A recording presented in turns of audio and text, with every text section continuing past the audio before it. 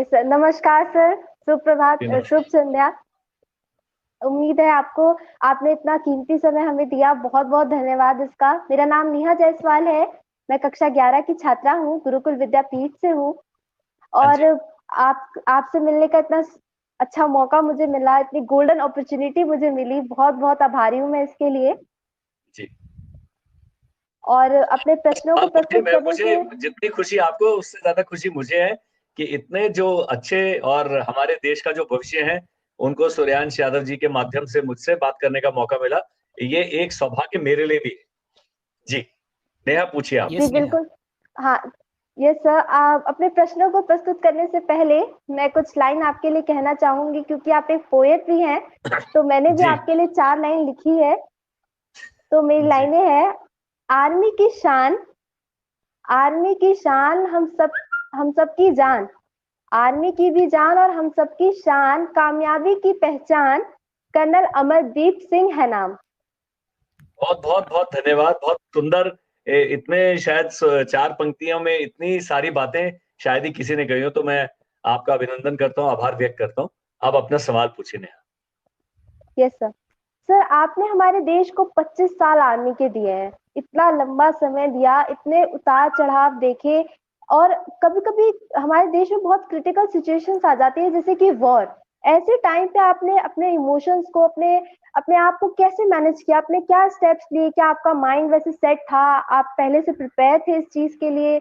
आपने मतलब कैसे अपने आप को संभाला? और अगर आपसे कहीं चूक हो गई तो वो चूक क्या थी? सबसे पहले जैसे मैंने बताया कि ऑफिसर्स की जो ट्रेनिंग है बड़ी सीरियस होती है, बहुत लंबी चलती है।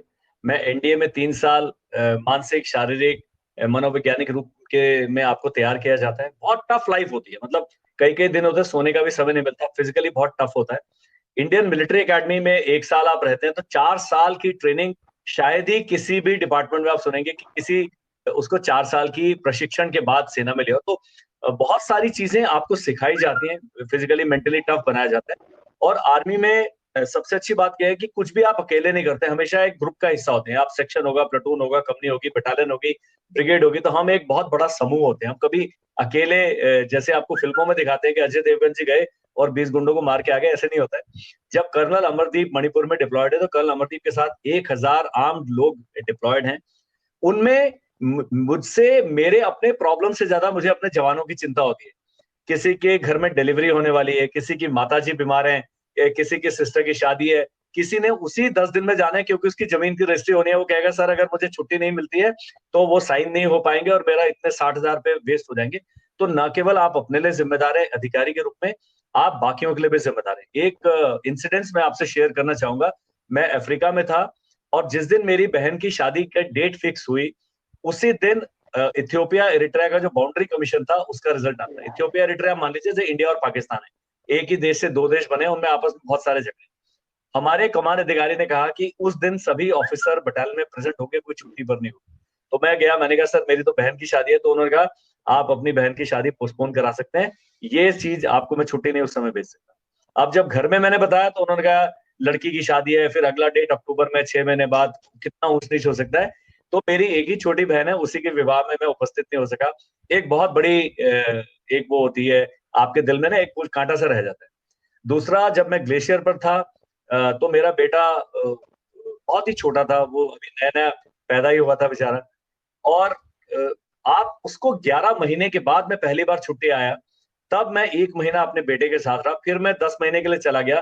तो जब मैं आया तो मेरा बेटा मुझे ही नहीं पहचानता है। वो जम्मू में क्या रहने वाली है पत्नी, जितने भी सरदार थे सबको मामा बोलता था। आपका अपना पुत्र आपको मामा कह के पुकार रहा है, ये एक अजीब सी दुविधा होती है। लेकिन आप इन सब चीजों को पीछे रख के चलते हैं, कारण कि जो आपके ऊपर देश और देशवासियों ने जो विश्वास व्यक्त किया है और जिस काम को हम करने के लिए निकले, उनमें छोटे छोटे जो मानवीय हमारे चीजें हैं वो हम कभी कंसिडर भी नहीं करते, हम पीछे छोड़ देते हैं। तो कभी भी ऐसा नहीं हुआ कि मुझे देश और परिवार में चुनना और मैंने परिवार को चुना हो। कोई भी हमारा सोल्जर है, कोई भी अधिकारी है, कोई भी जो यूनिफॉर्म पहन के सेनाओं के रूप में, सैनिकों के रूप में बॉर्डर पर डिप्लॉयड है, हर व्यक्ति, कभी हम अपने पर्सनल लाइफ को अपनी प्रोफेशनल लाइफ में नहीं आना चाहते।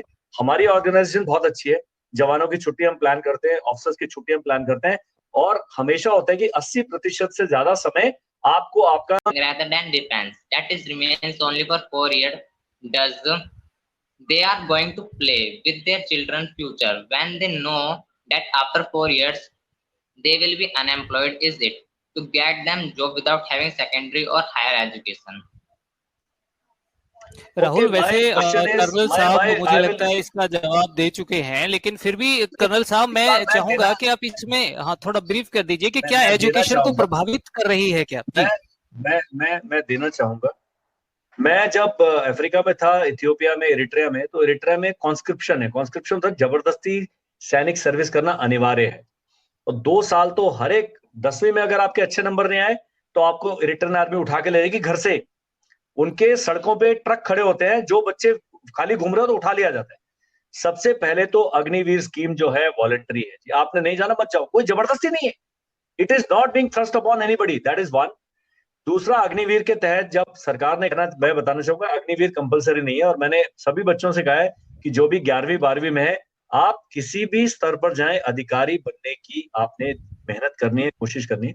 अब वो अन्याय है, न्याय है, अगर बहुत ज्यादा अन्याय लगता है तो सुप्रीम कोर्ट है, हमारे माननीय न्यायालय है, उनके पास जाएंगे, लोग पिटीशन देंगे, सरकार उस पर पुनर्विचार करेगी, और 4 साल के समय में काफी सारे बदलाव हैं जो किए जाएंगे। अभी के लिए हम इस प्रश्न को यहीं पर छोड़ते हैं। जी, अंदर इतना आप सक्षम हो जाते हैं वो। Having you here, and it's really a great opportunity to ask question from you. So my question is very clear.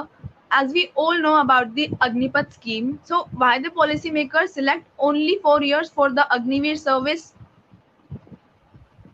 Again, ये जो पॉलिसी इश्यूज हैं, एज अ कर्नल तो मेरा कोई कंट्रीब्यूशन नहीं है अग्निवीर स्कीम में, लेकिन मैं एक पेंशन के बारे में बताना चाहता हूँ।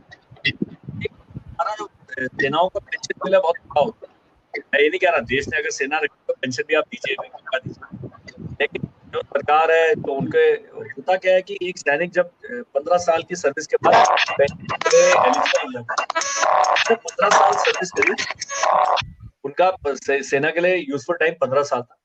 और हुआ क्या कि आजकल जिस प्रकार के क्षेत्रों में युद्ध हो रहे हैं, जिस प्रकार का टेक्निकल थ्रेशोल्ड चाहिए, हमें बहुत यंग सेना की प्रोफाइल करने हैं। जो अभी एवरेज एज है सेनाओं की, अगर पूरी एवरेज एज निकाले, सारे total age divided by total number of soldiers कर दे, तो 32 साल आती है। अग्निपथ के द्वारा वो 26 साल आ जाएगी। और उसके प्रोज एंड कॉन्स में मैं नहीं जाऊंगा, लेकिन 4 साल बहुत सारे युवा हैं जो जाना चाहते हैं, लेकिन वैकेंसीज नहीं होती थी। अब क्या, हर साल में 1 लाख वैकेंसीज बढ़ जाएंगी सेना में।